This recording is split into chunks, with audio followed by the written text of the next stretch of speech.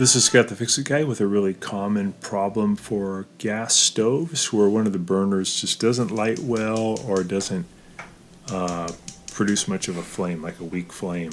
So I'm noticing on this one on the back right burner, the simmer burner, it's supposed to be a small flame, but this flame's really small and it barely lights, very anemic.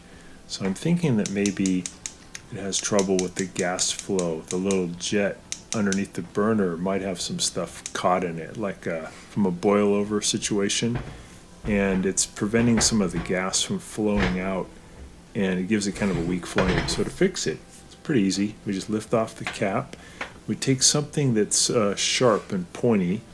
You could use like a straightened paper clip. I'm using a thing called an awl, which is a sharp metal implement, and I'm going to push it down into the little hole. And if you look in there, there's a brass piece that has a little hole in it, and that's the jet that I want to clean. So I'm going to put the implement in there and wiggle it around to try to break free any debris that might be in there. Here's one on the front burner. Might have a better look. We can see this little brass piece with a hole in the middle.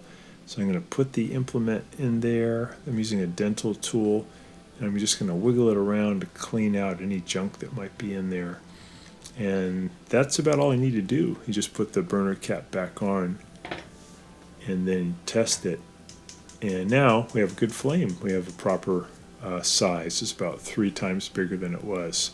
So this is a really easy, fun fix, and it'll just take you probably 15 seconds and you'll be done. And just need maybe a straightened paper clip would be good. So hopefully that's been helpful to you and you get your stove going too. Thanks so much for watching, and please subscribe.